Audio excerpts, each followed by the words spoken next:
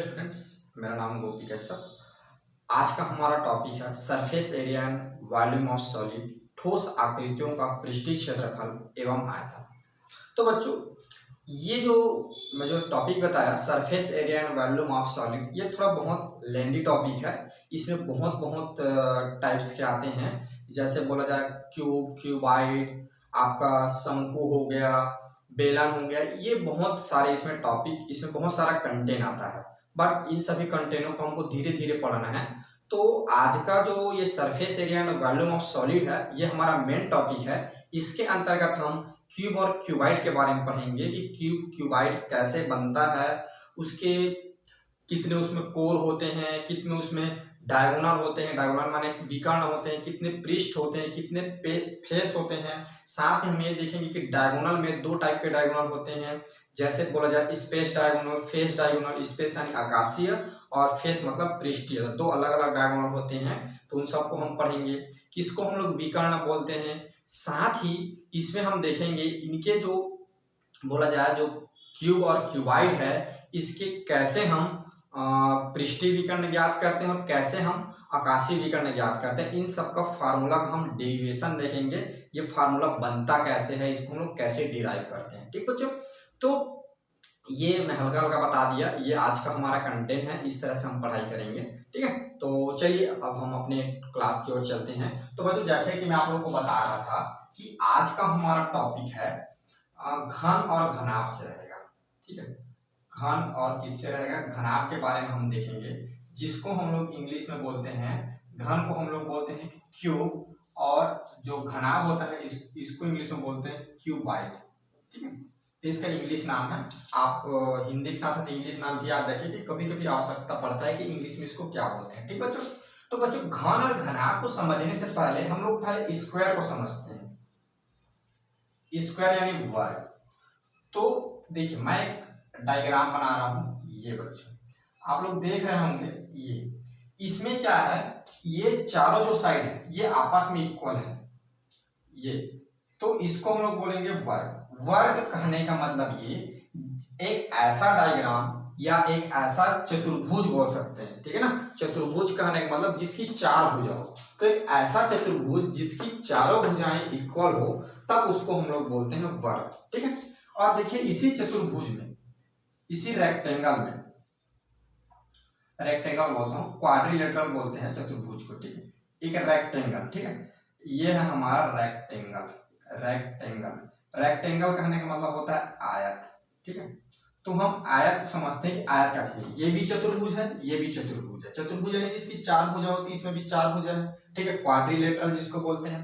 तो इसमें क्या है, आप देख पा रहे हैं कि इसकी आमने सामने भुजा, ये इसके सामने भुजा, ये दोनों इक्वल रहेंगे, और ये दोनों इक्वल रहेंगे। यानी स्क्वायर वर्ग जिसकी चारों भुजा इक्वल हो, आयत जिसकी क्या हो, आमने सामने की दो दो भुजा ही आपस में इक्वल हो, तो इसको हम लोग बोलते हैं स्क्वायर, इसको बोलते हैं हम रेक्टेंगल।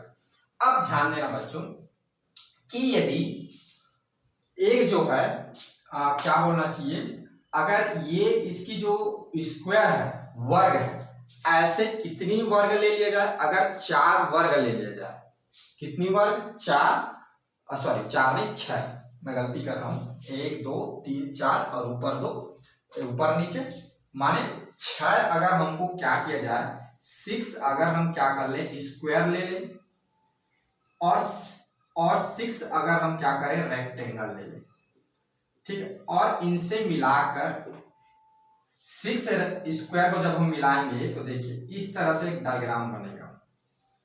ये ठीक है, ये ऐसे मिलाएंगे, कुछ इस तरह से मिलाएंगे। ये देखिए मैं मिला रहा हूं, हालांकि आप लोग को लग रहा होगा कि सर दो ही ले रहा है, लेकिन इस पे देखना, इस पे कितने बन जाएंगे, ये 6 बन जाएंगे। मिला के हम कुछ इस तरह के डायग्राम बनाते हैं। ठीक है, ये क्या हो गया।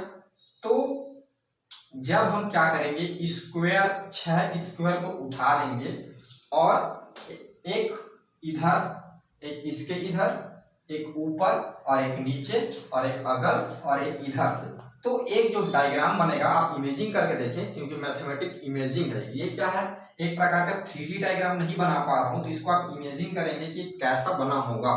हमने क्या किया, 6 स्क्वायर ले लिया, 6 को अलग अलग स्क्वायर ले लिया, एक ऊपर फिट किया, एक नीचे फिट किया, एक इसके अगल बगल लगाया, एक ऐसे अगल बगल लगाया, तो एक हमारा बॉक्स बनता है, ठीक है ना। चूंकि मेरे पास अभी अवेलेबल नहीं है, मेरे पास रेक्टेंगल भी है, आपको बताऊंगा, उसी तरह इसको भी लगाएंगे।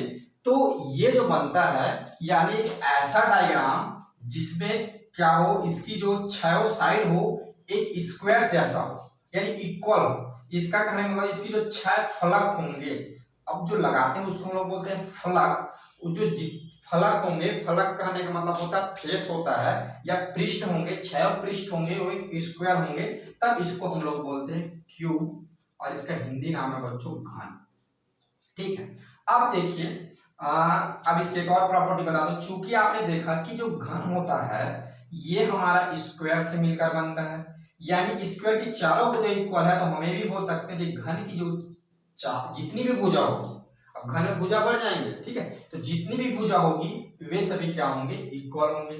उसी प्रकार देखिए बच्चों, अगर 6 रेक्टेंगल ले ले जाए और 6 रेक्टेंगल में से 2 रेक्टेंगल को अगल बगल और 2 रेक्टेंगल को, देखो 2 रेक्टेंगल को ऐसे और 2 रेक्टेंगल को ऐसे और 2 रेक्टेंगल को एक रेक्टेंगल ऊपर एक रेक्टेंगल नीचे लगाकर अगर एक पेक डायग्राम बनाया जाए तो कुछ इस तरह के डायग्राम बनेंगे। जैसे मैं एक बॉक्स रखूं, देखो ये क्या है, रेक्टेंगल हुआ एक रेक्टेंगल हुआ 2, ठीक है, एक रेक्टेंगल हुआ 3 और एक रेक्टेंगल हुआ 4।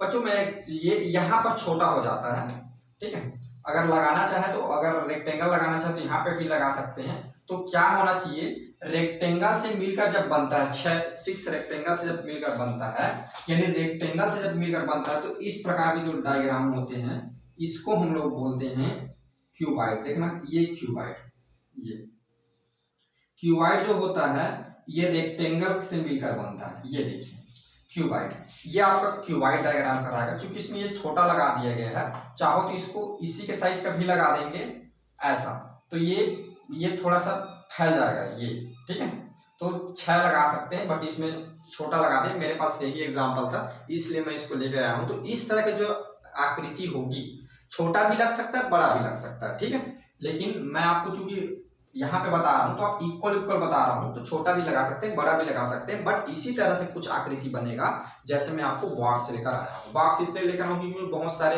मुझे बताना पड़ेगा गिन के, तो आप लोग को अच्छे समझ में आ करके, तो इस तरह के जो आकृति बनेंगे ये हमारा कहलाता है क्या, क्यूबाइड। ये क्यूबाइड, ठीक है, इसको हम लोग हिंदी में बोलते हैं घना। तो आप सिंपल सी भाषा में समझिए, जो घन होता है ये स्क्वायर से मिलकर बनता है, और जो घनाभ होता है ये क्या होता है, रेक्टेंगल से मिलकर बनता है, आयत से मिलकर बनता है, ठीक है। तो इतनी बात आपको समझ में आ गई। अब देखिए इसमें से कुछ और पॉइंटों को समझते हैं, जैसे कि हम इस पे देखेंगे क्या, शीर्ष। बताता हूँ शीर्ष क्या चीज होता है, पहले मैं लिख लेता हूँ शीर्ष, जिसको इंग्लिश में हम लोग बोलते हैं वर्टेक्स। देखो बच्चों शीर्ष क्या होता है, इसको हमें जब समझना है तो पहले मेरी इस बात को सुनिए। शीर्ष यानी दो लाइन जहां पे मान ले जाए, एक मैं लाइन ले लूं, देखो लाइन कहने का मतलब नहीं है, आप लाइन को छोड़िए, एक लाइन सेगमेंट की बात करिए, माने रेखाखंड से लिया गया एक छोटा सा पार्ट, ठीक है, रेखाखंड लाइन से लिया गया छोटा पार्ट, और एक और छोटा पार्ट ले लेता हूं मैं ये लाइन सेगमेंट। अगर इन दोनों को मैं मिलाऊं, माने एंगल फॉर्म में बनाना चाहूँ ये ऐसे, तो दोनों जहां पे मिलेंगे इसी को हम लोग बोलते हैं वर्टेक्स। यानी दो बोलना चाहिए, दो लाइन सेगमेंट, या लाइन भी ऐसा हो सकता है कि दो लाइन जहां से मतलब एक साइड निकलने वाला लाइन अगर ले, जरूरी नहीं है लाइन सेगमेंट ही है, तो यहां से निकलने वाला बात, माने जहां पर दो लाइन सेगमेंट या रेखाएं, जहां से एक बिंदु से जहां दो रेखाएं निकलती है, जिस बिंदु से निकलती है उसी को हम लोग बोलते हैं वर्टेक्स। यानी जहां पे मिलता है लाइन, ये भी बोल सकते हो, जहां पे लाइन मिलता है, इसको अगर लाइन को और आगे बढ़ा दें इसको पॉइंट भी बोलते हैं, लेकिन यहाँ पे लाइन को आगे नहीं बढ़ाना है, बस इतना ही रखना है, ये इधर से आगे इधर से, बस इतना, तो उसको बोलेंगे हम लोग वर्टेक्स, ठीक है। यानी ऐसा बोल सकते हैं कि जहां पे एंगल जब बनता है ना, एंगल जहां पे बनता है, जहां पर मिलता है, जहां पर एंगल बनता है, वही हमारा कहलाता है वर्टेक्स। तो इसमें देखेंगे वर्टेक्स कितने कितने हो सकते हैं। देखो यहाँ पे मिल रहा है एक ए, ये बी, ये सी हो जाएगा, ये डी हो जाएगा, हो गया। यहाँ पे मिल रहा है ई, यहाँ पे एफ और यहाँ पे जी, और यहाँ पे हो रहा है एच। और आप बोल रहे होंगे सर आपने तो दो दो का बताया लेकिन यहाँ तो तीन तीन मिल रहे हैं। तो बच्चों मैं दो दो का एग्जांपल लेके आपको बताया कि जहां पर लाइनें आपस में मिलती है उसी को हम लोग बोलते हैं क्या, वर्टेक्स बोलेंगे। यहाँ पे चूंकि यहाँ भुजा है तो एक साथ मिल रही है तो उसको हम लोग बोलेंगे वर्टेक्स। तो यहाँ पे आप देख पा रहे हैं 1 2 3 4 5 6 7 8, यही वर्टेक्स, यही क्या कहलाता है, शीर्ष कहलाता है हिंदी में। तो आप देख पा रहे हैं यहाँ पर टोटल वर्टेक्स संख्या कितनी है, 8 है। यानी एक जो क्यूब होते हैं उसमें 8 वर्टेक्स होते हैं, 8 शीर्ष होते हैं। उसी प्रकार इसमें काउंट करते हैं तो A B C D E F G H 1 2 3 4 5 6 7 8। तो इसमें भी जो होते हैं वर्टेक्स शीर्ष की संख्या होती है वो भी कितनी होती है, 8। यानी क्यूब और क्यूबाइड दोनों में वर्टेक्स की संख्या होती है, शीर्ष की संख्या होती है 8। अब दूसरा हम देखते हैं कोर। ठीक है, कोर इसको इंग्लिश में बोलते हैं एज। ठीक है, ई जी ई एस एच। ठीक है, ये ठीक है। अब देखो बच्चों कोर, अब कोर को मैं आपको बता दूं, कोर कहने का मतलब ये होता है जैसे कि ये मैं एक रेक्टेंगल लिया हूं, एक रेक्टेंगल बोलता हूं क्यूबाइड बच्चों। ठीक है, क्यूबाइड। अब इसकी कोर की बात करूं तो ये देखो, ये एक फलक हो गया। ठीक है, फलक माने फेस, अगर आपको हिंदी में समझ इंग्लिश में फेस, एक ये फेस हो गया और ये ऊपर वाला फेस हो गया। तो ये दोनों जहां पे मिल रहे हैं इसी को हम लोग बोलेंगे ये कोर। ठीक है, जहां पे इधर का एक फेस इधर का एक फेस, यानी इधर का एक इसको जो इधर का जो फेस है पृष्ठ है और इधर का पृष्ठ है, दोनों पृष्ठ जहां पे मिल रहे हैं, दो पृष्ठ एक साथ मिलकर तो बनता है ये कोर।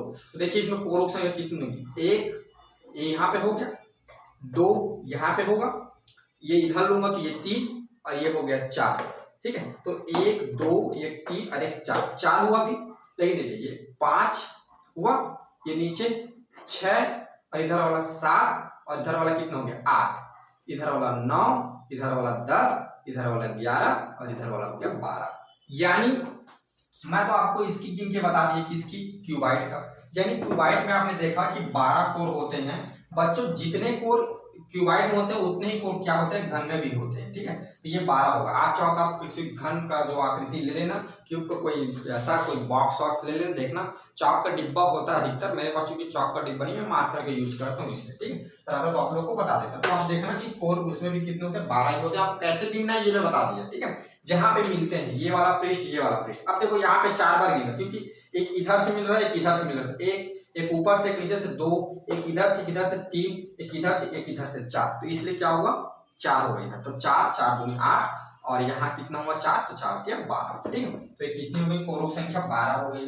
ध्यान से समझना, ये बहुत लोगों को गिनना नहीं आता है कैसे कैसे होता है। ठीक है, अब इसमें देखेंगे हम लोग पृष्ठ, जिसकी मैं अभी बात कर रहा था, पृष्ठ, जिसको हम लोग इंग्लिश में बोलते हैं फेस। ठीक है, अब फेस क्या चीज होता है, देखिए फेस ये जो बताया ना, फेस यानी क्या हुआ, स्क्वायर, 6 स्क्वायर भाग को लिया तो इसी को हम लोग बोलेंगे फेस। तो देखिए 1 2 3 4 5 6, कितने होंगे, 6 ही होंगे। या आप ऐसा भी सोच सकते हैं क्योंकि आपको बताया कि 6 तो हम स्क्वायर के लिए तब ये बना, तो 2, एक ऊपर एक नीचे, एक अगल एक बगल और एक इधर से कितना हुआ, 6 ही तो हुआ ना। तो पृष्ठ इसमें होते हैं 6, इसमें भी होते हैं पृष्ठ 6 होते हैं। अब थोड़ा सा हम लोग देखते हैं विकर्ण, जिसको आप लोग बोलते हैं बच्चे डायगोनल, जिसको यही हमको मुख्य रूप से पढ़ना है, डायगोनल को। ठीक है, विकर्ण को ही पढ़ना है, डायगोनल को ही पढ़ना है। तो बच्चों देखो, अगर हम साधारण डायगोनल की बात करें तो आप लोगों ने अभी तक पढ़ के आया होगा कि जो क्यूब होता है इसमें 4 डायगोनल होते हैं, जो घन होता है इसमें कितने डायगोनल होते हैं, 4 डायगोनल होते हैं। यानी 4 विकर्ण इसमें होते हैं और 4 विकर्ण इसमें होते हैं। आप लोगों ने पढ़ के आया है और आप लोग जानते हो, आप लोग सही पढ़े हो, कोई गलत नहीं पढ़े हो।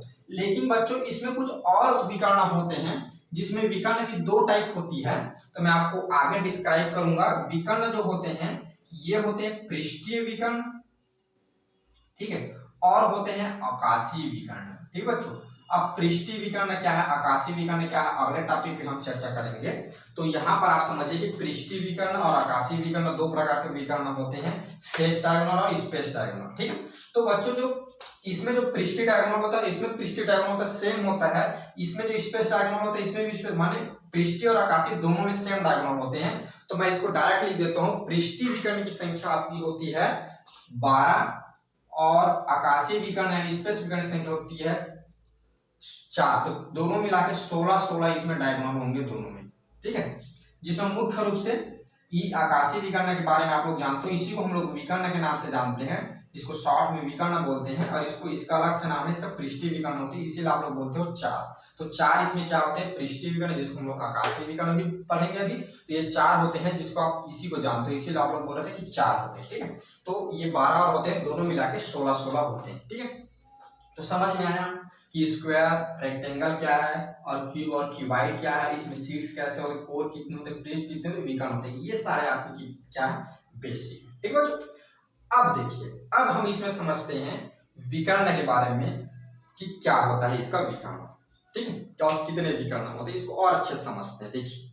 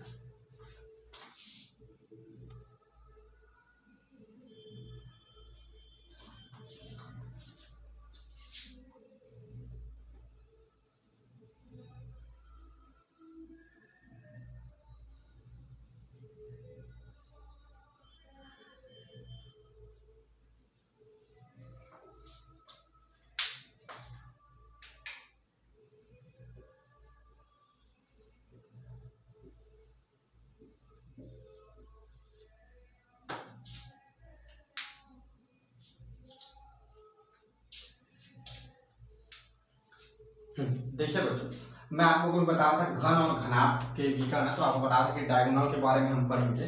तो सबसे पहले हम लोग समझते हैं कि डायगोनल क्या होता है। बच्चों मान लिया जाए मैं आपको एक बॉक्स दे दिया, क्लियर है, ये बॉक्स दे दिया, और आपको मैं बोला चूंकि मेरा मार्कर बहुत छोटा है, एक ऐसा मैं आपको माने एक बोला जाना चाहिए कि मैं आपको जैसे चौक का डिब्बा है, ठीक है, एक चौक का डिब्बा है, इसको छोड़ता हूं मैं, ऐसे आप लोग इमेजिन करिए, मैं जो बात बताता हूँ, एक चौक का डिब्बा लिया, चलिए एक आकृति से आपको समझा रहा हूँ। ये मान लीजिए मैं क्या किया, एक चौक का डिब्बा लिया हूँ, कुछ इस तरह से दिख रहा है, क्योंकि ये मैं 3D डायग्राम में नहीं बनाया, तुरंत बना। अब आपको मैं दे दिया हूँ, देखिए ये डब्बा इतना लंबा है, और आपको मैं दे दिया हूँ इतना लंबा चौक दे दिया हूँ, ये थोड़ा सा बड़ा है इससे।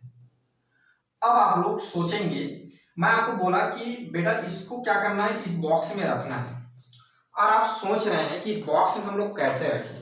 तो देखिए इस बॉक्स में आप लोग तो सीधा रख नहीं सकते, ठीक है, सीधा रख नहीं सकते। तो एक और स्टूडेंट है, वो बोलता है कि सर क्यों ना ये बॉक्स ऐसा है, इस पे हम क्या करें, इसको क्या करें, ऐसे रख दें, तिरछा रख देते हैं, ठीक है। तो देखोगे कि ये बॉक्स इसमें आ जाता है, ठीक है, तिरछा रखते हैं। तो अब देखिए इसमें तिरछा दो तरह से रखाएंगे, जैसे कि ये बॉक्स लिया, तो ये देखिए एक तो इसके ये इसी पे रखेंगे, ये फेस पे ही रखेंगे, ये फेस पे ऐसे तिरछा रखें। जैसे ये बोला मैं बॉक्स ऐसे रखिए बेटा, तो बोलता है सर ऐसे नहीं आ रहा है, आपने जो डायग्राम बनाया है, जो आपने मान लेगा जो आपने जो पेन दिया कि कुछ भी चीज दिया हुआ है, मैं बोला बेटा ये इससे थोड़ा बड़ा है, ये देखिए इतना इतना बड़ा हो गया है, और बोला इस पे रखो। तो उसने बोला, उसने क्या किया, इसको ऐसे तिरछा डाल दिया, तो ये देखते हैं कि वो तुरंत इसमें घुस गया, ठीक है। अब मैं क्या किया, मैं थोड़ा सा और बड़ा दे दिया, चलो मैं बोला इसको रख के बताओ भाई, तो आपके पास की समस्या बढ़ जाती है। आप बोलते हैं कि अब इसको तो हम लोगों ने सीधा रखा तो नहीं आया, ये छोटा वाला ही नहीं आ रहा था, जब इसको ऐसा रखा तो ये आ गया। अब ये थोड़ा और बड़ा तो हम कैसे रखें, तो एक स्टूडेंट बोलता है क्यों ना हम इसको ऐसे रख दे, माने इस बॉक्स में एक सिरा यहाँ, देखो बच्चों समझना, एक सिरा यहाँ और एक सिरा यहाँ, तब ये क्या होता है, ये जो मैं दूसरी वाली जो लाइन दिया हूँ, ये दूसरी वाली कोई मान लीजिए लकड़ी का कुछ है, लंबा सा रॉड है, तो उस रॉड क्या होता है, ये एक सिरा यहाँ रखते हैं और एक सिरा यहाँ पर, देखना समझना, एक सिरा यहाँ और एक सिरा यहाँ, तब ये रॉड इसमें कंप्लीट आ जाता है।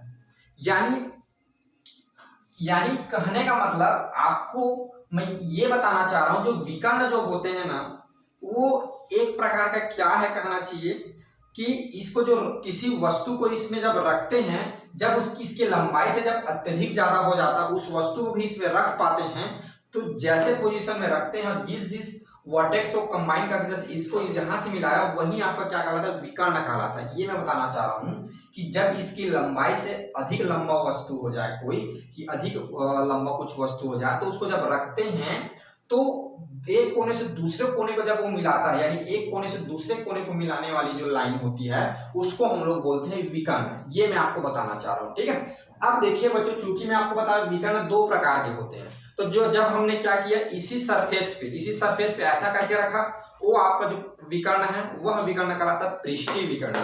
क्योंकि बच्चों ये पृष्ठ है, तो आपने पृष्ठ पे रखा, तो ये आपका कहलाता है पृष्ठीय विकर्ण। और दूसरा वाला जब रॉड दिया, दूसरे वाले जब रॉड को रखो, तब आपने इस कोने से इस कोने पे रखा, यानी ये पूरा जो रॉड है, ये पूरे बॉक्स को क्या कर रहा है, वो ले रहा है, मतलब पूरा बॉक्स के अंदर है, पूरे बॉक्स के हर एक पार्ट को कहना चाहिए स्पर्श कर रहा है, पूरे बॉक्स के अंदर है, तो इसको हम लोग बोलते हैं आकाशीय विकर्ण।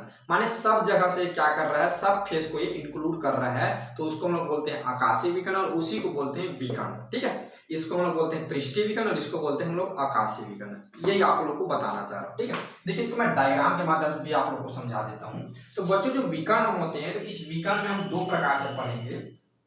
पहला जो हमारा क्या है, ये आएगा आकाशीय विकर्ण, जिससे आप भली भांति परिचित हैं, ये आप लोग हमेशा से पढ़ते आ रहे हैं, वही विकर्ण को हम लोग बोलते हैं आकाशीय विकर्ण। इसको शॉर्ट में ही हम लोग विकर्ण बोलते हैं, ठीक है। लेकिन चूंकि यहाँ पर अब और थोड़ा लेंदी पढ़ना है और लंबा पढ़ना है, तो अलग अलग इसको समझाना पड़ेगा, ठीक है। इंग्लिश में इसको बोलेंगे आप लोग क्या, स्पेस डायगोनल, या डायरेक्ट बोलते हैं आप लोग डायगोनल, ऐसा, ठीक है बच्चों। आप देखिए इसके बाद आता है पृष्ठीय विकर्ण, ठीक है, जिसको हम लोग इंग्लिश में क्या बोलते हैं, इंग्लिश में बोलते हैं फेस, ठीक, फेस विकर्ण यानी डायगोनल, ठीक बच्चों। ये देखिए, अब देखिए मैं आपको एक डायग्राम बनाता हूं, क्योंकि बच्चों क्यूब का नहीं लूंगा, क्योंकि क्यूब और क्यूबाइड दोनों सेम है, उसमें सेम टाइम पे बनते हैं। मैं क्यूबाइड इसलिए ले रहा हूँ, घनाभ इसलिए ले रहा हूँ, क्योंकि इसमें आकृति थोड़ी सी बड़ी बनती है ना, तो समझने में थोड़ा सा आसान होता है, ठीक है। ये समझना मेरी बातों को। एक मैं डायग्राम ले रहा हूँ, ये डायग्राम आपका लगभग क्यूबाइड के जैसे बनेगा, लेकिन क्यूब और क्यूबाइड दोनों के लिए सेम होता है, ठीक है। मैं दूसरा कलर का, चलिए दूसरा कलर का यहाँ पे नहीं लेता हूँ, यहाँ पे मैं हल्का सा ऐसे आगे बढ़ाता हूँ इसको यहाँ तक, चलो इसको थोड़ा और इसको ऊपर बनाता हूँ, थोड़ा सा यहाँ स्पेस बचेगा नीचे, तो आपको समझने में आसानी हो। ये यहाँ लेता हूँ इतना, और इस बात को, ये क्योंकि ये एक अंदर बना हुआ डायग्राम है, आप लोग थोड़ा समझे, इसलिए मैं इसको डॉट डॉट लाइन पे ले लेता हूँ। ये ऐसा चलते हुए ऐसा, ये यहाँ पे पूरा मैं कंप्लीट कर लेता हूँ। ये यहाँ ले लेता हूँ ऐसा, इसको पूरे लाइन से बना देता हूँ, इसको भी पूरे लाइन से बना देता हूँ, इसको भी पूरे लाइन से बना देता हूँ, ठीक है। आप लोग को इतना समझ में आ रहा होगा। आप लोग को देख रहे हैं ये क्यूबाइड जैसा डायग्राम बना हुआ है, बट क्यूब और क्यूबाइड दोनों सेम होते हैं, उसमें आकाशीय विकर्ण और पृष्ठीय विकर्ण दोनों सेम होंगे, ठीक है। अब मैं आप लोग को एक एक डेफिनेशन बताते जाता हूँ, और डेफिनेशन बताने के साथ साथ आपको बताते जाऊंगा कि क्या होगा। जैसे देखिए पृष्ठीय विकर्ण, तो बच्चों याद रखना, जो पृष्ठीय विकर्ण होता है ना, वे एक ही पृष्ठ से बनते हैं, ठीक है। पृष्ठीय विकर्ण यानी फेस डायगोनल, तो एक ही पृष्ठ से, कहने का मतलब देखो, ये ऑनली अगर इस फेस की बात करूं, तो इस फेस में यहां से चलेंगे एक ऐसा लेते हुए यहां तक, तब ये हमारा क्या कहलाएगा, पृष्ठीय विकर्ण।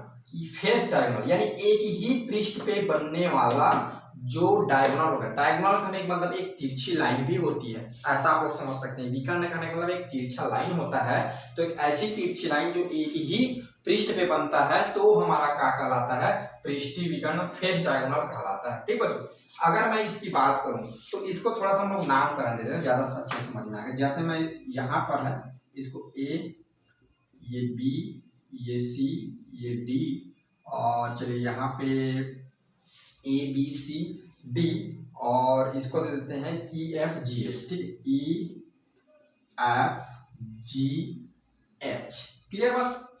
अब देखिए, अब थोड़ा सा समझना ना, ये वाला जो है ये आपका बाहर वाला है, ये जो जिसको पूरा वो किया ना, ये बाहर वाला है, और ये वाला जो है ये आपका अंदर वाला है। याद रखना, ये वाला जो डॉटेड जो लाइन है वो अंदर की ओर है। समझो, थोड़ा सा इमेजिन करो कि कैसे हो सकता है, ठीक है। इमेजिन करके आप देखिए, ये बाहर है वो थोड़ा अंदर है, ठीक है।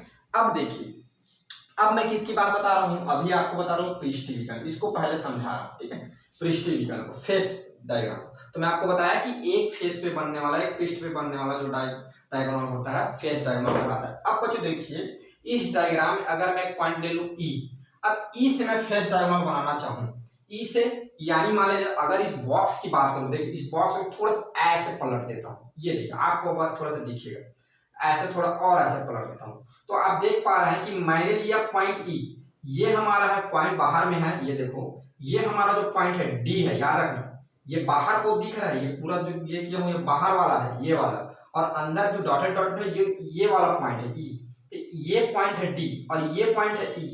अब देखिए, इस पॉइंट से अगर मैं पृष्ठीय विकर्ण की बात करूं इस पॉइंट से, तो यहां से तिरछा से खींचूंगा, यहां पर खींचूंगा बच्चों, ये यहां से क्या करूंगा, तिरछा खींचूंगा यहां पर, याद रखना यहां से तिरछा खींचूंगा कहां तक, ये जाएगा आपका सी तक जाएगा। देखो ये आपका सी है क्योंकि ये बाहर वाला हो गया, और ये जो दिख रहा है ये ऐसा है बच्चों, एक्चुअली ऐसा है डायग्राम, थोड़ा सा ऐसा है, इसलिए एच आपको ऊपर दिख रहा है, सी ऐसे दिख रहा है। देखना ये डायग्राम कुछ इस तरह से, ये ऐसा भी है, ये ऐसा और ऐसा, ठीक है। तो चूंकि मैं ई को दिखाना चाह रहा हूँ, तो ई मेरा इधर है, तो ई इधर है, इसीलिए आपको बताना चाह रहा हूँ कि ये यहाँ तक मिलेगा, और ये डायग्राम कुछ ऐसा उठा हुआ है, यानी सी यहाँ पे आ रहा है, एच ऊपर जा रहा है। आप एच को मत समझना, ये इस फेस पे जो बनेगा ये आपका ऐसे मिलेगा यहाँ तक एक डायगोनल, ठीक है। ये ऐसा, ठीक है। अब देखो, ये मैं आपको बताया कि ये ई वाला है, तो ई वाला चूंकि मेरा ऐसा है, बता रहा हूँ, तो ई ये है, ई यहां से मिला, एक बन गया, एक इस पे बनेगा क्योंकि एक देखो एक स्पेस एक पृष्ठ है, ठीक है। अब देखिए, अब इसी पॉइंट के साथ और कौन कौन सा पृष्ठ जुड़ा हुआ है बच्चों, तो इसी पॉइंट के साथ ये वाला पृष्ठ भी जुड़ा हुआ है, ये आपका पीछे वाला, ये पीछे वाला देखो ऐसा था, ये सी वाला, ये क्या है, ई है, ये ई है, और इसके साथ ये वाला भी पृष्ठ है, तो ये वाला पृष्ठ है, तो ये इसके साथ ऐसा बनाएगा, बनाया कि नहीं बनाएगा बताओ, ऐसे बनाएगा ना, तो ऐसा वाला पृष्ठ है आपका, इस पे देखो, इसको मैं थोड़ा सा ऐसा करता हूँ, ये अब देखो ये वाला पृष्ठ जो नीचे में हो, ऐसा कौन सा पृष्ठ है, तो ऐसा पृष्ठ है आपका कौन सा है बच्चों, ए है, कौन सा है, ए है, तो ये एक बनाएगा किसके साथ, ए के साथ, ये ए के साथ एक डायगोनल बनाएगा, ठीक है। ये मैं इसको और मोटा कर देता हूँ, ये ठीक है, ठीक है, ये बनाएगा। देखो इसको नाम भी देते चलते, चलो कैसे नहीं चल रहा हमारा, थोड़ा सा इसको नाम भी देते D1, इसको नाम देते चलते हैं D2, क्लियर समझ लो बच्चों। इस ई से हमने क्या किया, ऐसा है आपका डायग्राम, तो इस ई से हमने ये नीचे वाला सी मिलाया एक बार, और एक और स्पेस बन रहा है, इसको हमने मिलाया इससे, तो ये नीचे की कौन आया है, ए है, तो ए से मिला दिया। अब देखिए इसी पॉइंट से ये आपका पीछे वाला, मैं ऐसे रखा हूँ, इसको थोड़ा ध्यान दें, ऐसे पीछे वाला, देखिए ये पॉइंट हमारा ई है, ये पॉइंट हमारा ई है, ये वाला पीछे वाला। अब इसको देखो, एक इसमें बन गया, इसमें बन गया, और ऐसे पलट दो, तो देखिए इस पे एक बनेगा, ये उसके पीछे वाले में, ये देखो पीछे वाला, तो ये पीछे वाला बना दो। अब डायरेक्ट मैं सीधा कर लिया, पीछे वाला बन रहा है ऐसे, जबकि ऊपर उठा हुआ है, ऊपर ऐसा बना हुआ है हमारा जो ये डायग्राम बना ऐसा, तो ये पीछे वाला अगर यहाँ से मैं एक लाइन खींचना चाहूँ तो यहाँ तक, यहाँ ऊपर में कौन है आपका जी है, तो यानी जो ये ई है, ये थोड़ा सा मार्कर आप दिक्कत कर रहे जी, ये जो है ये आपका बनेगा कहाँ तक जाएगा, जी तक जाएगा। बच्चों मेरी लाइन तिरछी जरूर हो सकती है क्योंकि मैं आप लोगों को कुछ और दिखाना चाह रहा हूँ, लेकिन ये बिल्कुल सीधा जाएगा, ठीक है, बिल्कुल सीधा, ई से बिल्कुल सीधा जी तक जाएगा। यही थोड़ी तिरछी हो गई है, ये मैं इसको थोड़ा सीधा करेक्शन कर देता हूँ, ये ऐसा पूरा ये जी तक जाएगा, तो ये हमारा कहलाएगा D3, समझ में। अब देखिए इस पॉइंट जो ई है, उन्हें मैं बार बार बता रहा हूँ, समझना, ये समझना बहुत कठिन, ये जो पॉइंट ई है यहाँ से, ये थोड़ा कठिन नहीं है बच्चों, लेकिन थोड़ा इमेजिन करना पड़ता है। ये ई है वो ऐसा बना हुआ, एक बार यहाँ सी तक जा रहा है, एक बार इसको देखा जाए तो ए तक जा रहा है, और इधर देखा जाए तो एफ तक जा रहा है। तो ये जो होता है एक पॉइंट से अगर स्पेस डायगोनल देखा जाए, फेस डायगोनल देखा जाए, स्पेस नहीं बच्चों, स्पेस सॉरी, फेस डायगोनल देखा जाए, पृष्ठीय विकर्ण देखा जाए तो 3 बनते हैं, जो कि मैं आप लोग को बता दिया। अब देखिए, अब बात करते हैं आकाशीय विकर्ण की। ठीक बच्चों, आकाशीय विकर्ण की बात करते हैं तो बच्चों आकाशीय विकर्ण कहने का मतलब, मार्कर चेंज कर देता हूं, ये आकाशीय विकर्ण का कहने का मतलब ये होता है कि जो बोलना चाहिए, आकाशीय विकर्ण कहने का मतलब होता है कि जिसमें क्या हो, अलग अलग पृष्ठ से मिलकर बने। जैसे अलग अलग पृष्ठ से मिलकर बने कहने का मतलब, अगर मैं पॉइंट ई से ही आकाशीय विकर्ण बनाना चाहूं तो पॉइंट ई से जब आकाशीय विकर्ण बनाना चाहूंगा तो इस कोने से इस वर्टेक्स से इस वर्टेक्स बनाऊंगा। देखिए ऐसा, देखो ऐसा चूंकि हमारा ये है, तो अगर ये वाला है तो इससे ऐसा डायरेक्ट अंदर सीधी लाइन खींचूंगा और यहां तक आऊंगा, यानी ये यहाँ कहां तक आना है, यहाँ तक आना। ये देखो ई से ऐसे जाऊंगा डायरेक्ट, चलते चलते चलते चलते चलते चलते मैं पहुंच जाऊंगा बी तक। और आप लोग को लग रहा होगा क्योंकि डायग्राम में दिखता नहीं है, तो आप लोग इस पे समझिए बच्चों, ये ऐसा बना हुआ है, यहाँ पर ई है तो यहाँ से सीधा लाइन खींचूंगा तो यहाँ पर आएगा ना बी, ये ऊपर होगा ना। अगर आप लोग बोल रहे हैं सर जी पर ही खींच दीजिए ई से, तो जी तो आपका फेस हो जाएगा, फेस पे ले ही नहीं सकते, तो डायरेक्ट एक तिरछा डायगोनल कहाँ पे आएगा, यहाँ पर आएगा बी पर। तो ऐसे बढ़ हुआ यहाँ पे डायगोनल बढ़ रहा है बी, तो ये आपका क्या कहलाता है, आकाशीय विकर्ण कहलाता है। क्या, ये डी का 4, D4 आपका यहाँ पर होगा आकाशीय विकर्ण, और जो आपका D1 D2 D3 होगा ये होगा पृष्ठीय विकर्ण। यानी एक पॉइंट से 3 पृष्ठीय विकर्ण बनते हैं और एक जो होता है आकाशीय विकर्ण बनते हैं। और आपको बताया जो पृष्ठीय विकर्ण बनते हैं वो क्या होता है, एक पृष्ठ से बनता है, याद रखना एक पृष्ठ से ही बनता है। और जबकि आकाशीय विकर्ण क्या होते हैं, अलग अलग पृष्ठों से बनता है, अलग अलग पृष्ठ, अलग अलग पृष्ठ का मतलब उसी पृष्ठ पे नहीं बनता है, दूसरी पृष्ठ पे बनेगा, पृष्ठ लिख देता हूँ, पृष्ठ है ये, पृष्ठ, ठीक है। यानी यहां से ले यहाँ पर, तो क्या हुआ देखो, सभी पृष्ठ का एक मान के चलिए, अगर देखा जाए तो सभी पृष्ठ का कॉम्बिनेशन अगर पूरा पैक किया गया तो 6 पृष्ठ को एक साथ मिलाता है, ठीक है। तो ये आपका कहलाता है क्या, आकाशीय विकर्ण। अब देखना आप ध्यान से, अगर मैं आकाशीय विकर्ण की बात करूं, माने स्पेस डायगोनल की, देखो इस पॉइंट से एक यहाँ पे जाएगा, यहाँ पे आएगा, इस पॉइंट से यहाँ पे एक, इस पॉइंट से इधर जाएगा 2, इस पॉइंट से नीचे जाएगा 3, ठीक है, और इस पॉइंट से इस नीचे आएगा 4, तो 4 बनते हैं, ठीक है। तो इसीलिए इसकी संख्या कितनी होती है, 4 होती है। और अगर पृष्ठीय विकर्ण की बात चले तो इस पृष्ठ पर 1, पीछे वाले पे एक और 2, इधर बनेगा 3, इधर बनेगा 4, ऊपर बनेगा 5, नीचे बनेगा क्या, 6, ठीक है, 6 हुआ। अब थोड़ा सा और समझो, देखो ये ऐसा बनेगा एक ऐसा बनेगा 2, एक ऐसा बनेगा, एक ऐसे बनेगा 2, 2 हुआ, 2 पीछे 4, 2 इधर 6, 2 इधर 8, 2 ऊपर 10, 2 नीचे 12, तो टोटल ये होते हैं, इसकी संख्या जो होती है 12 होती है।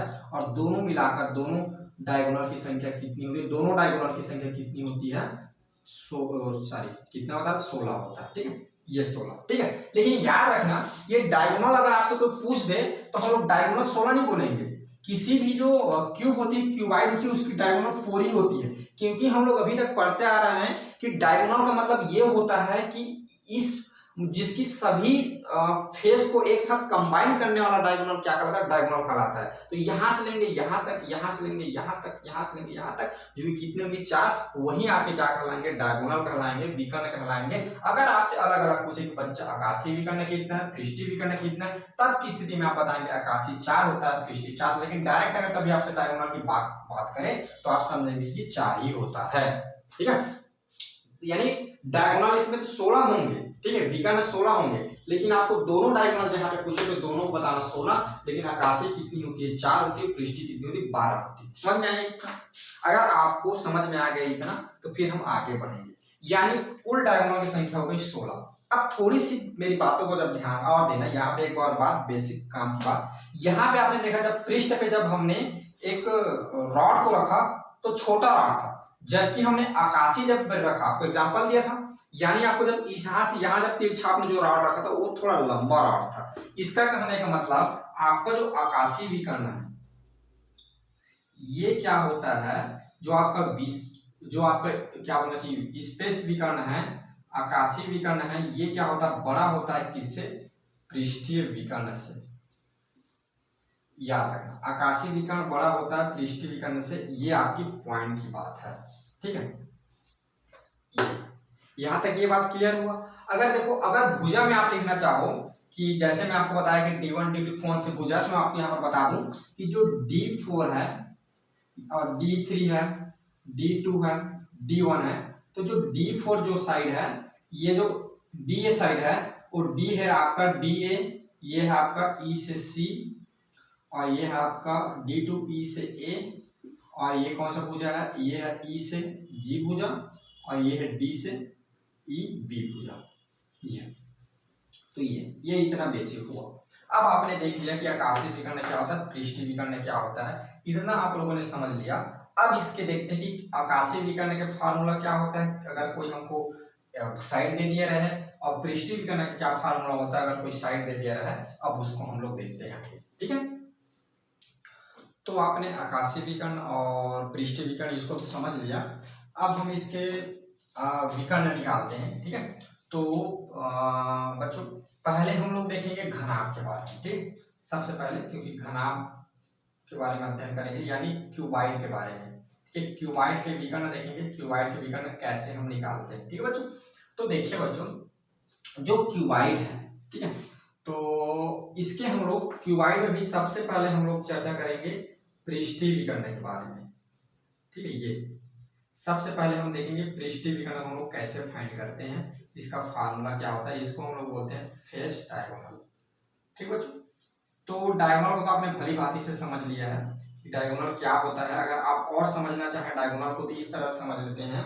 मान लिया जाए कि आपका कोई एक रूम है, आप चूंकि घनाभ का पढ़ रहे हैं, क्यूबाइड टाइप का है, तो आपको उसकी लंबाई और चौड़ाई और ऊंचाई, ठीक है, कोई भी एक रूम होता है, या बोलना चाहिए बॉक्स होता है, या क्यूबाइड बॉक्स है, तो उसकी लंबाई चौड़ाई ऊंचाई 3 चीज होता है उसमें। अभी हम देखेंगे कैसे होता है। तो अगर लंबाई चौड़ाई और ऊंचाई इन तीनों से अधिक कोई एक ऐसा रॉड दे दिया, रॉड बोलना चाहिए, ठीक है, रॉड या पाइप है, जिसको आपको रूम में रखना है, तो कैसे रखेंगे, ठीक है, उसको किस तरह से रखना चाहिए, उसके स्पेस पे रखना चाहिए कि उसके यहाँ से लेकर वहां तक, यानी कहने का मतलब कि सभी स्पेस को लेते हुए तिरछी नीचे से और ऊपर को मिलाने वाली वर्टेक्स पे रखना चाहिए, कैसे रखना चाहिए, कि कैसे आ जाएगा।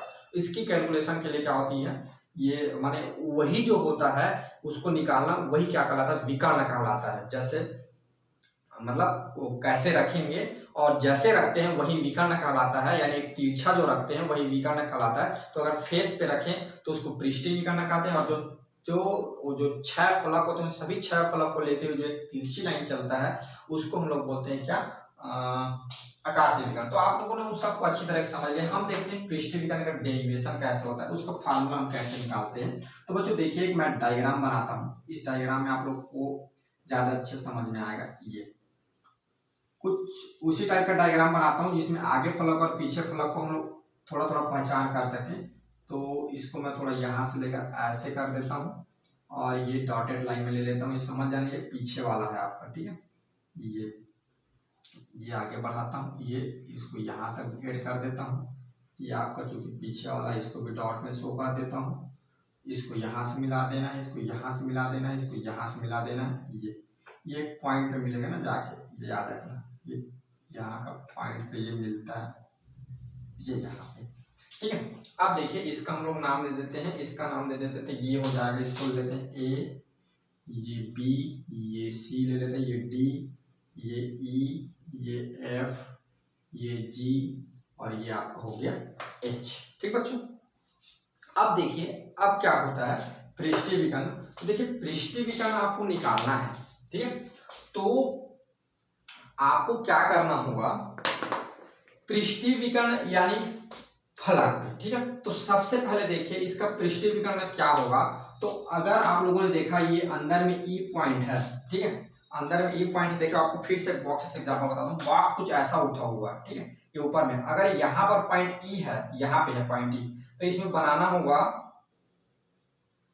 नहीं ये बॉक्स ऐसा है और आपको इस तरह से है, तो यहाँ पे आपको बनाना होगा, यहाँ पे ई रखा हुआ है, बॉक्स कुछ इस तरह से, हाँ बच्चों कुछ इस तरह से है, देखो बॉक्स कुछ इस तरह से है, यहाँ पे पॉइंट है, तो इधर बनाना होगा, या तो इधर पे बना सकते हो, या इधर ऊपर साइड ले सकते हो। तो मैं क्या करता हूँ, यहाँ पर लेता हूँ, ये सॉरी यहाँ पे नहीं, फिर से गलती कर रहा हूँ बच्चों, यहाँ पे नहीं, ठीक है। याद रखना ये जो ले रहा हूँ मैं इसकी पृष्ठीय विकर्ण की अगर बात किया जाए तो मैं इस पृष्ठ पे ले रहा हूँ, ठीक है। थोड़ी सी मैं गलती कर रहा हूँ, थोड़ी सी मेरी बातों को फिर से समझना कि यहाँ पे क्या है, मेरा पॉइंट ई है, ठीक है। और मुझे क्या करना है, ए से सी ये वाले स्पेस पे, ठीक है, ए से सी निकालना है मुझे, अभी उसकी बात नहीं कर रहा हूँ, ए से सी निकालना है। ये ए से सी तक की,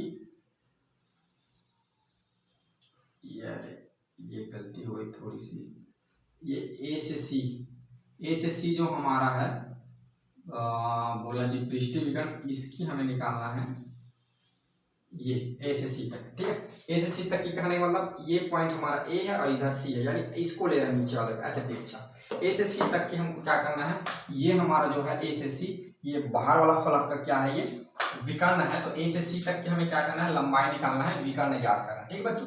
तो यहाँ पे देखिए इसको फाइंड करना है, तो अगर मैं क्या करूं, इसको ले लूं, ठीक है, एक ट्रायंगल को ले लूं।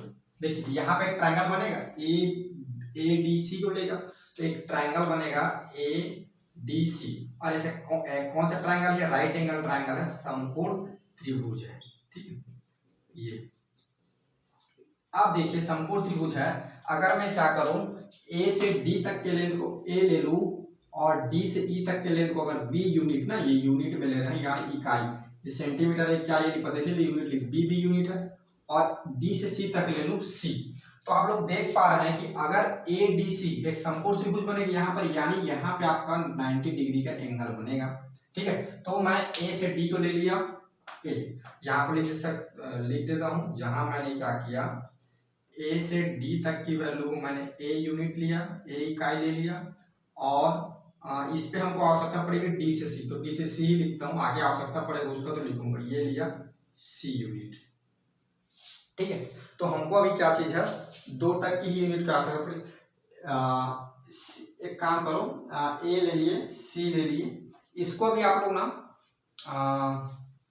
डी से सी, ठीक है, ओके, यहाँ तक ठीक है, चलो यहीं तक ही, ठीक। अब देखिए आप इसमें हम लोग क्या करते हैं, देखिए ए बी सी क्या है हमारा, ए डी सी एक समकोण त्रिभुज है, ठीक है।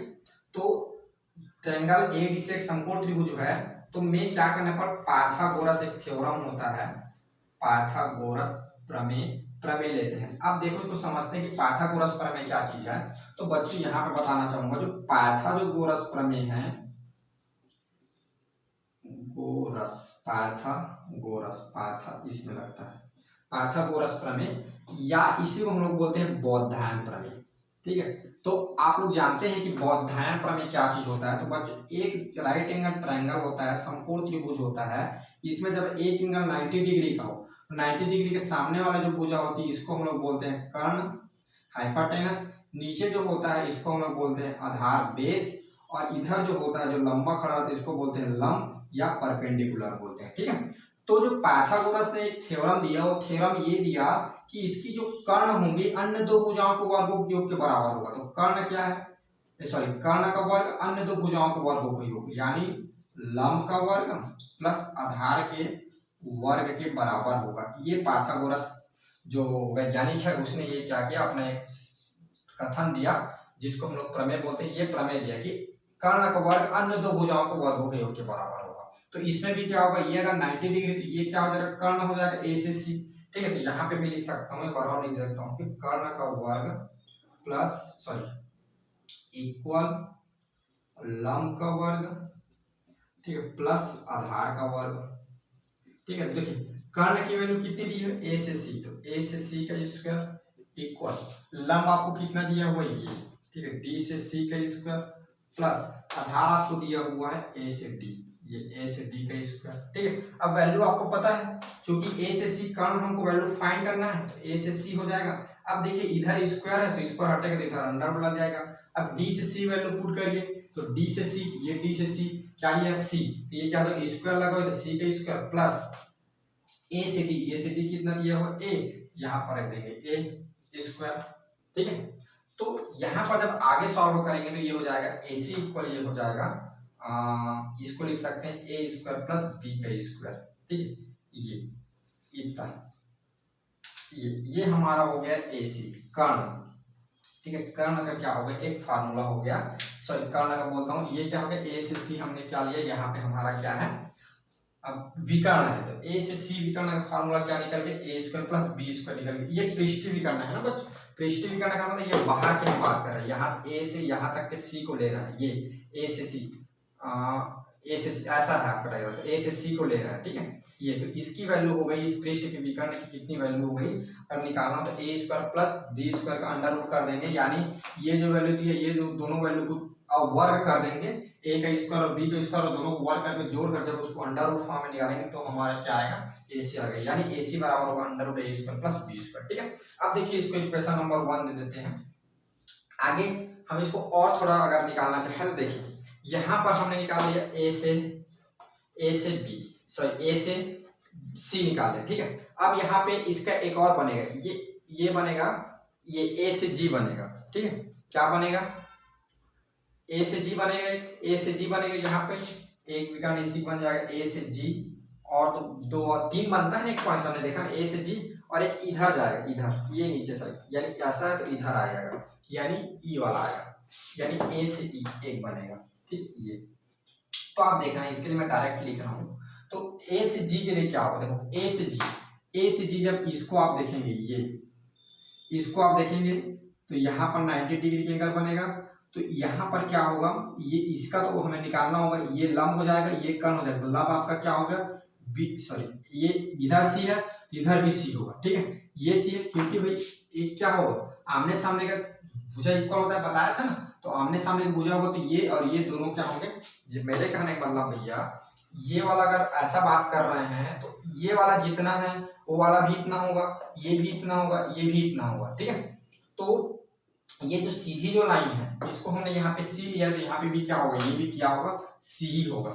ठीक है, अब बात आई बी की, तो बी आपका क्या है, देखो यहाँ से यहाँ ले रहा है तो बी आपका ये वाला होगा, तो बी जो हमने डी से ई माना, ये अगर ऐसा डायग्राम किया जाए तो इधर डी है इधर ई है, डी से ई हमने जो माना बी, तो ये भी क्या होगा आपका बी होगा। ठीक है, तो ये आपका हो जाएगा ए से जी बी स्क्वायर प्लस हो जाएगा सी स्क्वायर। क्लियर, उल्टा लिख दिया, ऊपर लिखा था बस, ए सॉरी ए फिर बोलता हूँ जी, बी स्क्वायर प्लस ये हो जाएगा सी स्क्वायर। क्लियर, ये इक्वेशन नंबर 2। थर्ड देखिए ए से ई देखिए यहाँ से यहाँ तक का देखें, तो देखो फिर बता रहा हूँ, ए से यहाँ से यहाँ तक आप देखेंगे, ए से ई तक का, तो इस पे क्या हो जाएगा, ए से ई यहाँ ट्रायंगल बनाएंगे, यहाँ 90 एंगल बनेगा। ठीक है, तो यानी ए वाला साइड ए और ये वाला साइड बी। ठीक है, देखो यहाँ से यहाँ आप देखो, यहाँ से यहाँ अगर ले लें तो ये ए, तो ये मान लिए हम, और ये तो इसको भी मान लिए, ये जो गया है ऐसा ए से ई जो कॉम्बिनेशन है ये ई है, तो ये हमारा हो जाएगा बी, तो क्या हो जाएगा ये ए स्क्वायर प्लस बी स्क्वायर, ये हो जाएगा इक्वेशन नंबर 3। क्लियर बात, अगर ये आपको समझ में आ गया तो यहाँ पर आप लोग लिख सकते हैं, अतः जो हमारा जो पृष्ठीय विकर्ण होगा, यहाँ पे आप आगे लिख लेंगे, चूंकि हमको ए से सी फाइंड करना था तो यहाँ पर आप लिख लेंगे अतः ठीक है पृष्ठीय विकर्ण। ठीक है, पृष्ठीय विकर्ण, या इंग्लिश में आप लोग लिखना चाहें तो फेस जो डायगोनल होगा, ठीक है, फेस डायगोनल क्या होगा, ये हो जाएगा हमारा, अगर ए सी की बात करें तो ए सी की वैल्यू हो जाएगी क्या, A square plus B square, B नहीं बच्चों सी स्क्वायर। ठीक है, ए स्क्वायर प्लस क्या हो जाएगा, सी स्क्वायर हो जाएगा। ठीक है, तो ये है, और जब दो भुजा की वैल्यू दिया है तब हम क्या कर सकते हैं, उनकी जो समकोण त्रिभुज बन रहा है वहां पे क्या होगा, ये दो भुजा की वैल्यू इसकी वैल्यू दिया है, हम इसकी वैल्यू निकाल सकते हैं, यही वैल्यू हमारा क्या कहलाएगा, पृष्ठीय विकर्ण कहलाएगा। तो पृष्ठीय विकर्ण का निकालने का जो फार्मूला है वो है ए स्क्वायर प्लस बी स्क्वायर, माने दो वैल्यू दिया है उनको क्या करना है, ऐड कर देना। ठीक है, अब देखो ये इस स्थिति में है ए square B square plus C square, जब तीनों भुजा इस पे क्या है, इक्वल है। ठीक है, तो यहीं पे आपको मैं उसका भी बता देता हूँ, घन का भी। ठीक है, यहाँ पे आप लोगों ने देखा उसको लिख लेंगे, मैं इसलिए मिटा दूंगी, घन का बता। देखो घन की अगर बात किया जाए, घन का पृष्ठीय विकर्ण, ठीक है, तो यहाँ पे समझिए घन का पृष्ठीय विकर्ण, तो बच्चों जो पृष्ठीय विकर्ण होगा, फेस डायगोनल होगा घन का, तो चूंकि आप लोग जानते हैं कि जो घन की प्रत्येक भुजा क्या होती है, इक्वल होती है, एक भुजा की वैल्यू अगर ए हो जाए तो आपने देखा कि पृष्ठीय विकर्ण को हमने अभी क्या निकाला था, ए स्क्वायर प्लस सी स्क्वायर निकाला था। अगर कोई भी एक को ले ले तो पहले वाले को ले लेते हैं, इसको इक्वेशन नंबर 1 को ए स्क्वायर प्लस सी स्क्वायर निकाला था। तो ये क्या है आपका ए स्क्वायर है, तो सी भी क्या होगा, ए ही होगा, क्योंकि सभी भुजा इक्वल है। जब इसमें क्या हो, ये भुजा ए था, बी था, सी था, अलग अलग था, तब की स्थिति में हमने क्या किया था, इसका निकाला था। ठीक है, यहाँ पे आप लोग लिख लेंगे घनाभ का पृष्ठीय विकर्ण था। ठीक है, मैं उधर मिटा दिया हूँ घनाभ का पृष्ठीय विकर्ण। ठीक, ये आपका होगा AC का होगा under root A square plus C square. आपको दो वैल्यू दिए रहेंगी, तो आप टेंशन मत लीजिए कि सर ए दिया रहेगा कि बी दिया रहेगा सी दिया रहेगा, हम कैसे जानेंगे। यहाँ पे तीन चीज है, तो ए की वैल्यू पुट करेंगे, बी की वैल्यू पुट करेंगे, सी की। आपको जब बोल दिया जाएगा घनाभ का पृष्ठीय विकर्ण निकालना, दो वैल्यू दिया रहेगा आपको। ठीक है, तीन वैल्यू क्यों देगा वो, तो आपको दो वैल्यू दिया रहेगा, दोनों वैल्यू को स्क्वायर करके जोड़ देंगे। ठीक है, अब घन का देखिए, तो घन में आपको एक वैल्यू दिया रहेगा, तो बताया कि घन की सभी भुजा इक्वल होती है, तो सी की जगह भी हम क्या रखेंगे, ए ही रखेंगे, तो ए स्क्वायर हो जाएगा, दोनों जुड़ जाएगा तो ये हो जाएगा under root A square plus ये 2। ठीक है, दोनों जुड़ जाएगा तो क्या हो जाएगा 2a का स्क्वायर हो जाएगा। ठीक है, तो देखिए इसमें से a स्क्वायर बाहर निकले तो ये a अंडर रूट 2 हो जाएगा। अब इसका यूनिट क्या हो जाएगा, इकाई। तो ये होता है घन का विकर्ण। यहाँ पर भी इसकी इकाई लिख लीजिए, इकाई क्या होगा, इकाई ही लिख लीजिए, क्योंकि अभी दिया नहीं है इसमें इकाई। ठीक है, तो घन के लिए ये होगा आपका, और घनाभ के लिए आपका ये होगा। ठीक है, यानी घनाभ के लिए क्या होगा, घनाभ का पृष्ठीय विकर्ण, पृष्ठीय विकर्ण under root A square plus B square, यहाँ पे a प्लस बी रखोगे, सॉरी ए स्क्वायर प्लस सी स्क्वायर हो जाएगा, और इसका जो होगा a अंडर रूट 2 इकाई हो जाएगा। इसमें ए बी सी क्या है आपका, ए बी सी क्या है, ये भुजा है, और इसमें a क्या है, a ये भी आपकी क्या भुजा है। ठीक है, ये तीन अलग अलग भुजा है, इसलिए ABC दिया हुआ है, इसमें चूंकि सभी भुजा इक्वल होता है इसलिए A दिया हुआ है। तो मेरे हिसाब से आपको पूरा पूरा समझ में आ गया होगा कि पृष्ठीय विकर्ण क्या चीज होता है, कि घन के लिए क्या होता है और घनाभ के लिए क्या होता है। मैंने दोनों यहाँ पे क्लियर बताया ताकि आपको समझ में आ जाए कि घन का पृष्ठीय विकर्ण इतना होता है और घनाभ का पृष्ठीय विकर्ण क्या होता है, इतना होता है। ठीक है, यहाँ तक क्लियर।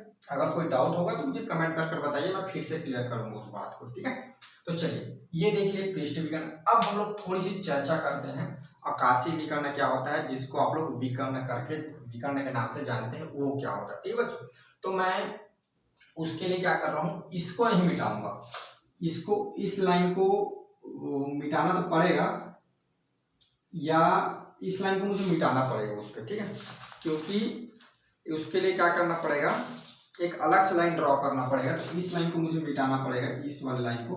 तो मैं इस वाले लाइन को बस मिटाता हूँ, पूरे डायग्राम को इसलिए नहीं मिटा रहा हूँ ताकि आप लोग इसी डायग्राम पे सब चीज को समझो। ठीक है, इसी डायग्राम पे इसलिए क्योंकि आपको पूरी क्लियर हो जाए कि क्या कैसे बनता है।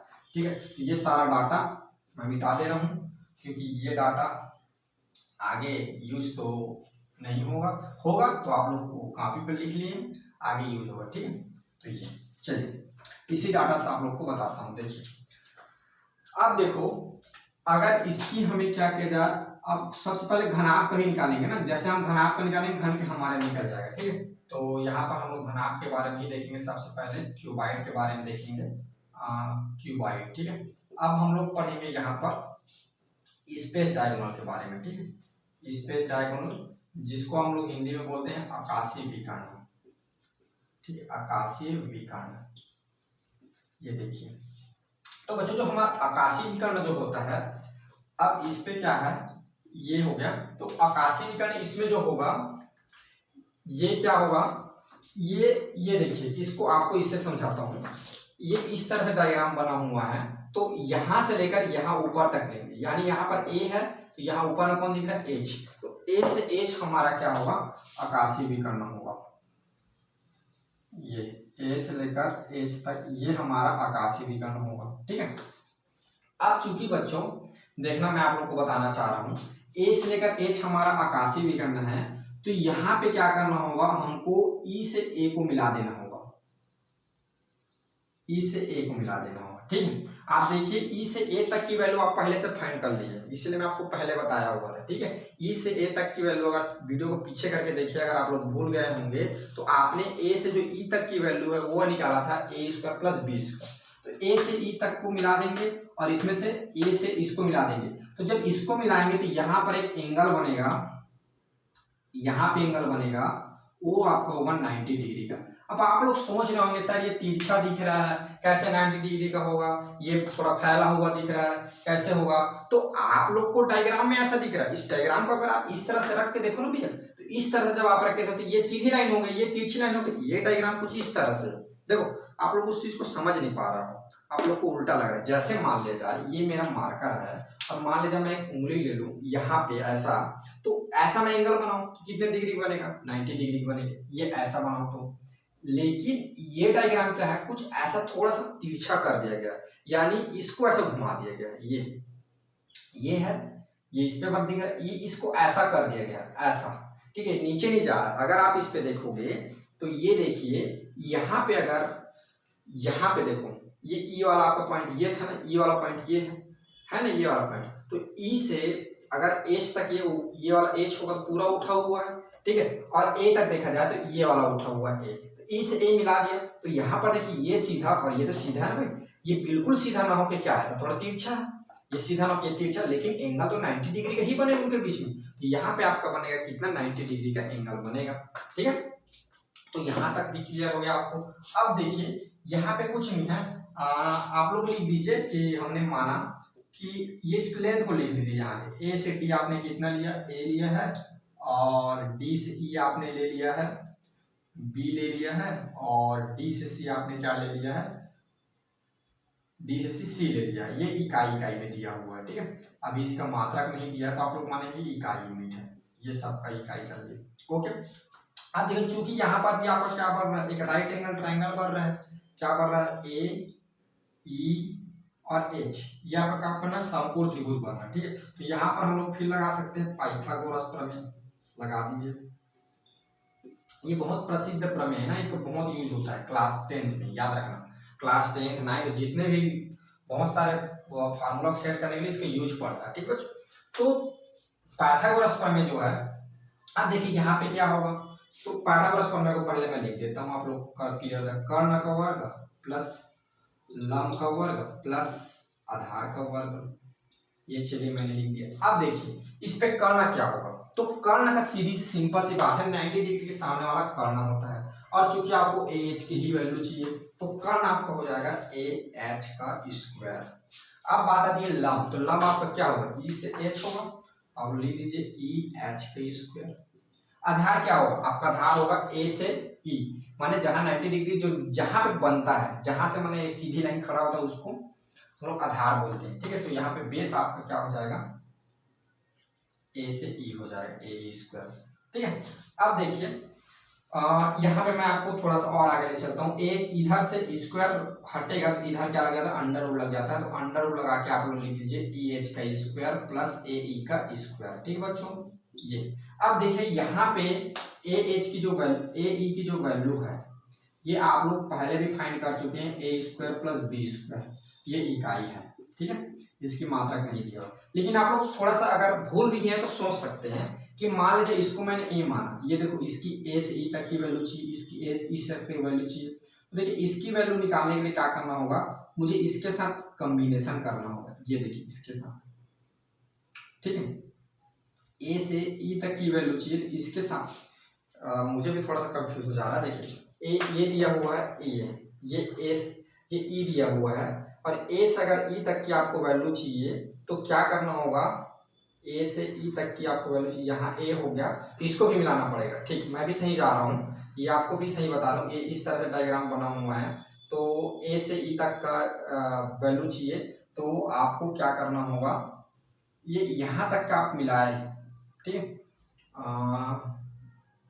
ए से ई तक का आपको वैल्यू चाहिए, तो यहाँ से यहाँ मिला दिया, अगर इसको यहाँ कर दीजिए, यहाँ करने का मतलब होता है बच्चों डी तक अगर हमने इसको मिला दिया तो ये, सॉरी ये फिर से देखता हूँ, ये ऐसा बना हुआ है तो यहाँ तक ई चले आए, ई से आपका आना होगा डी आना होगा, ठीक है, यानी इधर ही क्यों आना होगा, तभी ए से मिलेगा। हाँ क्लियर होगा मेरा भी। देखिए ये क्या करना होगा, ये जो होगा डी ए ई डी जो होगा, अगर इनको मिला देंगे देखिए तो ये क्या हो जाएगा, ये 90 डिग्री की इधर बनेगा, तो ये आपका कर्ण हो जाएगा, इसकी वैल्यू चाहिए तो ए और यहाँ तक की वैल्यू बी, तो ए बी दोनों को जोड़ देंगे, ये ए को जोड़ा और ये बी को जोड़ा, तो क्या हो जाएगा आपको इसकी वैल्यू मिल जाएगा ए से ई तक की, ठीक है। ये क्लियर हुआ बात। अब देखिए, अब आगे चलते हैं। तो EH, अब EH की बात आई ना, चूंकि आपने ए की वैल्यू फाइंड कर लिया। अब देखिए EH की वैल्यू क्या होगा, थोड़ी सी ध्यान दीजिए। तो E से H, देखिए बच्चों ये क्या है, ये भी लंबाई है और ये भी लंबाई है, तो ये दोनों क्या होंगे, इक्वल होंगे, यानी ये C है तो ये भी क्या होगा, C होगा। भैया आप देखिए ना, अगर मैं इस लंबाई की बात कर रहा हूँ तो ये लंबाई है तो ये भी लंबाई होगा, ये भी लंबाई होगा, ये भी लंबाई होगा, सभी इक्वल होंगे ना। तो यहाँ पे क्या होगा, ये C है तो ये भी C होगा, यानी इसकी वैल्यू हो जाएगी आपकी क्या, C का स्क्वायर, ये अंडर रूट है, और चूंकि ए ई की वैल्यू हो गई क्या है, अंडर रूट है। तो देखिए इसको, इसी को थोड़ा सॉल्व कर बता रहा हूँ, इसकी वैल्यू स्क्वायर में है, यहाँ पर भी क्या लग जाएगा, अगर स्क्वायर लग जाएगा इसके ऊपर भी, तो आप लोग जानते हैं स्क्वायर की वैल्यू क्या होती है, 1/2। तो ये क्या हो जाएगा, ए स्क्वायर प्लस बी स्क्वायर, ये आपका 1/2, और ये स्क्वायर और लगा 2 कर जाएगा, तो क्या बच जाएगा, ए स्क्वायर प्लस बी स्क्वायर। ठीक है, तो ये आपका आ जाएगा ए स्क्वायर प्लस बी स्क्वायर। ठीक है, अगर इसको हम लोग सेटअप कर देंगे लाइन के बाद, तो इसको लिख सकते हैं A square plus B square plus C square. ठीक है, तो ये जो हो गई, ये क्या हो गई, आकाशीय माने घनाभ का, यहाँ पे लिखना किसका, ठीक, घनाभ का आकाशीय विकर्ण। ठीक बच्चों, अब देखिए घनाभ का आकाशीय विकर्ण क्या निकाल है, ए एच इक्वल होगा under root A square plus B square plus C square. ठीक है, अब ये बात तो आपको समझ में आ गई, थोड़ा सा मिटाता हूँ क्योंकि यहाँ पे कुछ कुछ बातें और लिखूंगा। तो देखिए ये आप निकाले घनाभ का आकाशीय विकर्ण A square plus B square plus C square, clear बात। अब थोड़ी सी यहाँ पे बातों को और समझिए। देखिए ये घनाभ का आकाशीय विकर्ण हो गया, अगर मान लिया जाए आपको डायरेक्ट, अगर मान लीजिए ए को मैं ले लेता हूँ लंबाई, ठीक है, और बी को मैं ले लेता हूँ चौड़ाई, मान लेता हूँ सी को मैं मान लेता हूँ ऊंचाई। ठीक है, तो लंबाई को ए भी लिख देते हैं, बी या कोई कोई डब्ल्यू भी लिख देता है। ठीक है, और ऊंचाई को ले लेता हूँ एच हाइट। तो जो घनाभ का आकाशीय विकर्ण होगा, ये यहाँ पे लिख देता हूँ घनाभ का आकाशीय विकर्ण जो होगा, इसको हम लोग लिख सकते हैं विकर्ण। विकर्ण क्या लिख सकते हैं, इसको लिख सकते हैं लंबाई का स्क्वायर प्लस चौड़ाई का स्क्वायर प्लस ऊंचाई का स्क्वायर, ये। ठीक है, या डायरेक्ट अगर कोई आपसे पूछे घनाभ का विकर्ण, तब भी आप याद रखेंगे, उसके लिए भी यही फार्मूला सेम है। ठीक है, घनाभ का विकर्ण अभी बोल दिए तो यही होता है घनाभ का विकर्ण। अगर अलग से पृष्ठीय बोला तब वो वाला फार्मूला होगा, अगर नहीं बोला तो ये हो जाएगा L square plus B square plus H square, ये होता है घनाभ का विकर्ण। ठीक बच्चों, तो यहाँ पर आप लोगों को समझ में आएगा घनाभ का विकर्ण, क्लियर बात, ऐसे निकालते हैं। आप, मैं बोला कि अगर आपसे कभी घनाभ का विकर्ण बोले तब भी यही फार्मूला लगेगा, याद रखना, घनाभ का विकर्ण के लिए यही फार्मूला होगा। अगर पृष्ठीय विकर्ण बोले तब पीछे वाला फार्मूला लगेगा। ठीक है, और घनाभ का आकाशीय विकर्ण बोले तभी यही फार्मूला लगेगा। अगर मान लीजिए घन का बोलते तुम, घन का आकाशीय विकर्ण पूछे तब कैसे करेंगे, तो बच्चों आप लोग फिर यहीं पर वही बात आती है। आप लोग जानते हो कि घन का जो आकाशीय, जो घन का जो भुजा होती है, घन की क्या होती है, जो भुजा होती है वे आपस में इक्वल होते हैं। अगर ए, एक को अगर ए ले ले तो सभी ए होगा। तो यहाँ पे अगर सब के जगह ए पुट कर दे तो क्या हो जाएगा, ए स्क्वायर प्लस ए स्क्वायर प्लस ए स्क्वायर। ठीक है, तो ये हो जाएगा आपका अंडर रूट 3a का स्क्वायर, क्लियर बात। अब 3a का स्क्वायर, तो ए स्क्वायर बाहर निकल जाता है, ए अंडर रूट 3, ये क्या हो जाएगा, इसका मात्रक इकाई। ठीक है, यहाँ पे भी मैं मात्रक नहीं लिखा हूँ, इसका भी मात्रक होगा इकाई, अभी क्योंकि मात्रक दिया ही नहीं है तो इकाई देंगे, और इसको भी लेंगे यहाँ पर इकाई, ये। ठीक है, तो घन का जो आकाशीय विकर्ण होगा ये आपका होगा ए अंडर रूट 3 इकाई। ठीक है, या मान लीजिए घन का भी विकर्ण पूछा आपसे डायरेक्ट, तब भी आप इसी के लिए यही फार्मूला यूज करेंगे, ए अंडर रूट 3 इकाई। ए क्या है, यहाँ पर आपकी भुजा है, ठीक है, और यहाँ पर ए बी सी भी आपकी भुजा ही है घनाभ का, बट घनाभ में तीनों अलग अलग होते हैं, तो उसको आप लोग लिख सकते हैं लंबाई चौड़ाई ऊंचाई के रूप में लिखिए। ठीक है, क्योंकि घनाभ, जो घनाभ होता है उसमें लंबाई भी होती है, चौड़ाई भी होती है, ऊंचाई भी होता है। ठीक है, और जो घन होता है चूंकि सारे भुजा बराबर होते हैं, इसलिए एक भुजा की लंबाई सभी भुजा के इक्वल हो जाता है, इसलिए डायरेक्ट लिखते हैं ए। तो ए यहाँ पे आप समझिए ये आपको क्या है, भुजा है, साइड है, क्लियर बात। तो इस तरह से बच्चों जो घनाभ होते हैं और जो घन होते हैं उसके पृष्ठीय विकर्ण और आकाशीय विकर्ण के जो फार्मूला होता है उसका इस तरह से डेरिवेशन होता है। अब आप लोग इसको समझिए और समझ के इस फार्मूला का यूज करते हुए जो दिए गए जो क्वेश्चन है वो सभी क्वेश्चन को सॉल्व करिए तो आपको क्लियर समझ में आ जाएगा। अगर मान लीजिए इसके बाद भी आपको कहीं डाउट है कि ये क्या चीज है, ये यहाँ पे कैसा है, क्या कोई प्रश्न नहीं मर रहा हो इससे रिलेटेड, घन या घनाभ क्या, काशी विकर्ण, पृष्ठीय विकर्ण, या डायरेक्ट विकर्ण भी पूछ देगा ना। कभी कभी ये इसी प्रश्न में भी हम लोग को कंफ्यूज करता है, याद रखना आकाशीय विकर्ण ही हमारा क्या होता है, विकर्ण होता है। तो बहुत जगह क्वेश्चन ऐसे होते हैं जहां पर ये इसी पे कंफ्यूज करता है। तो इन दोनों को आप याद रखिए कि आकाशीय विकर्ण को ही हम लोग क्या बोलते हैं, डायरेक्ट विकर्ण बोलते हैं। और हमारा पृष्ठीय विकर्ण क्या होता है, उससे हटके होता है। आकाशीय विकर्ण क्या होता है, सभी फलक को सभी को एक साथ कंबाइन करता है। अगर इस बॉक्स के इस यहाँ से अगर यहाँ तक देखा जाए तो क्या देख पा रहे हैं, 6 जो उसके फलक है सभी को एक साथ ले रहा है। बट अगर पृष्ठीय विकर्ण की बात किया जाए तो सिर्फ एक ही पृष्ठ को लेता है। इस पृष्ठ की बात किया जाए तो इस पृष्ठ को, इस पृष्ठ के बाद इस पृष्ठ को। आकाशीय विकर्ण और पृष्ठीय विकर्ण में आप दोनों को पूरा क्लियर हो गया होगा। एक घन या घनाभ में टोटल पृष्ठीय विकर्ण होते हैं 12 और आकाशीय विकर्ण होते हैं 4। इन दोनों को मिलाकर टोटल विकर्णों की संख्या होती है 16। तो इसको आप याद रखेंगे। तो इस तरह से बच्चों हमने इसको एक एक पॉइंट को लेते हुए कैसे फार्मूला का डेरिवेशन कैसे बनता है, इसके फार्मूला, इसको हमने जाना। और आपसे अब आगे आपका काम है, आपको मेहनत करना है, सॉल्व करना है इसको। और अगर कहीं नहीं बने तो मेरे को कमेंट करके बताइए, उस क्वेश्चन को लिख कर भेजिए, फिर मैं उसको सॉल्यूशन आपको पुनः बताऊंगा। या यहाँ कहीं समझ नहीं आ रहा होगा तब भी आप मुझे बताइए, पुनः मैं आपको वहां तक समझाऊंगा। ठीक बच्चों, तो आज के लिए बस इतना ही। थैंक यू, फिर मिलते हैं अगली क्लास में।